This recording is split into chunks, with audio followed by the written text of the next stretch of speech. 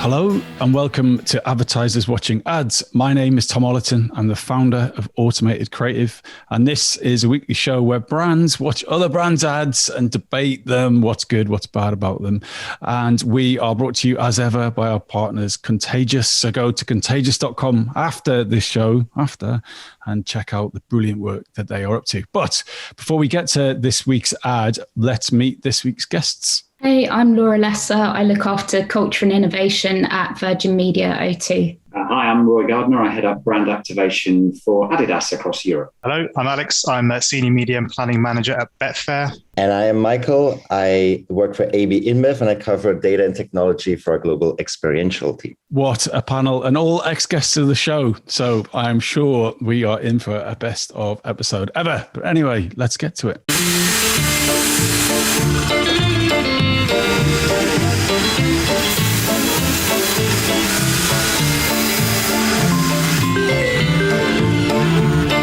Call you later.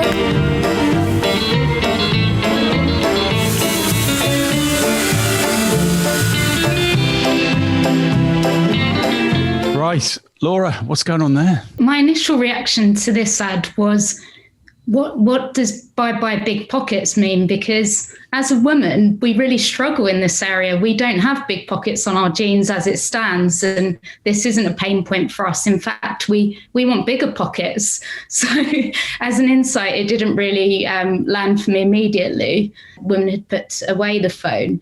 I was slightly concerned that the phone didn't actually fit in the pocket itself, and that it could be stolen because you saw a pop of colour wherever it went. So I was sort of initially reacting as a consumer would, I think, rather than a marketer.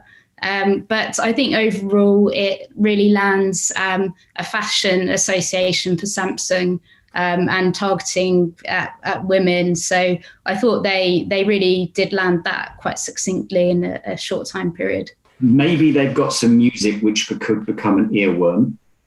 The communication of it's simple and it's compact as or foldable screen is interesting, and the communication helps bring that alive.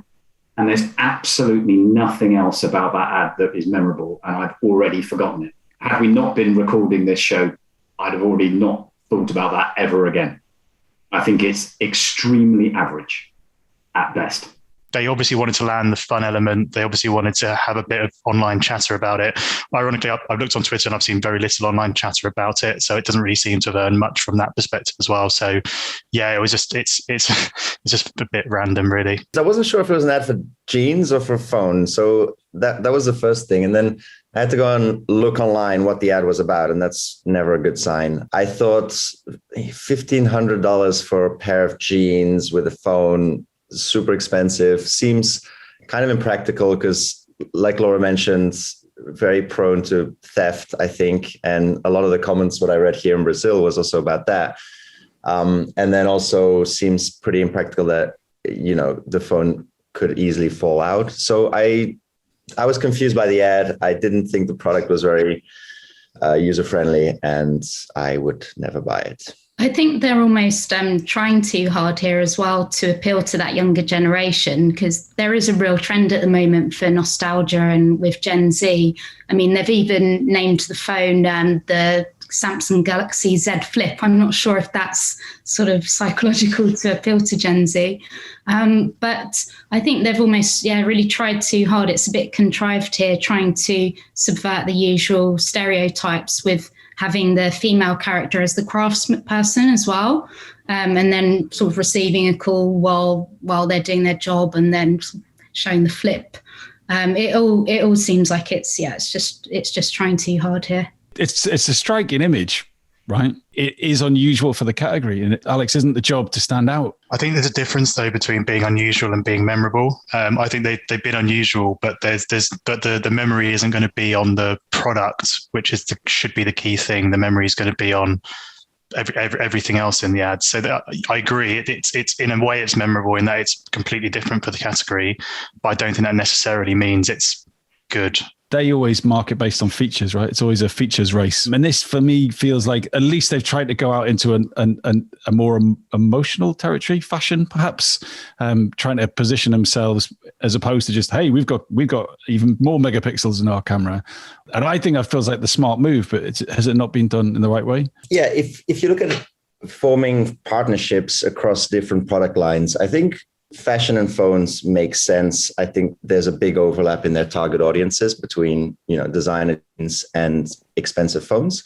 So in that way, the partnership could make sense, and the fan base of Dr. Denim could have a big overlap with Samsung's. So I think the idea had merit. I think the execution of the idea probably could have been better. Looking for the positives, maybe if what they now have is a systematic series of collaborations where they're borrowing interest from other fashion brands, and you've got various limited edition takes on the Z series, or if that's what they're going to try and do, then maybe as an initiative to differentiate themselves from the market, the obvious market leader, maybe that is a way to try and get themselves to be a little bit more considered, a little bit more remembered, because honestly, right now, there's no reason whatsoever to remember it. I agree with that, Roy. So the insights clearly, again, it's about minimalism, and it's about, phones have been getting bigger and bigger. And look, here's something that you can fold over. I would assume it's got all of the same functionality as a normal phone, but again, that's not implicit in the ad.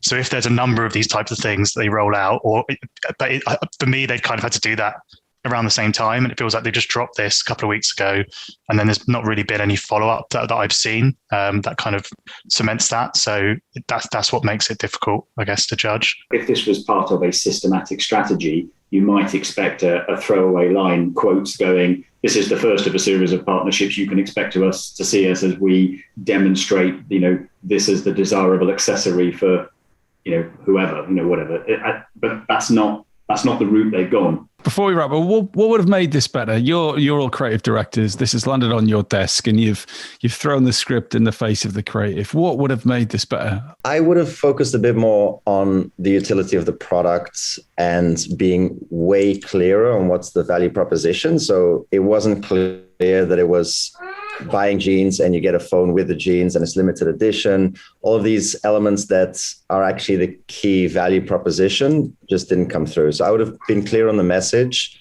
and a bit more on the product as well.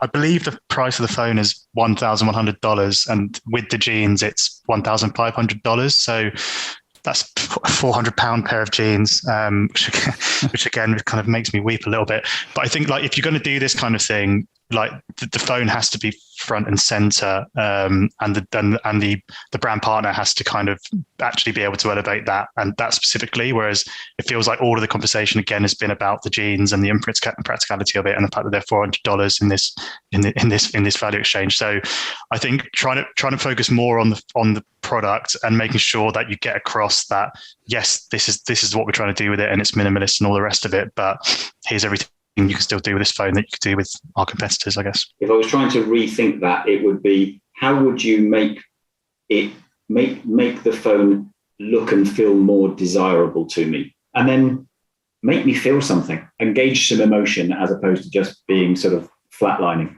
The first one would be to create a bit more sort of hype and excitement in the ad that it's a limited edition, because I read that only 450 were made. But there's no sort of call to action or real conveyance of that point, and that could make it feel a bit more exciting. They could have invested to do a bit of a launch event and got endorsement from creators or celebrities to create much more hype around it.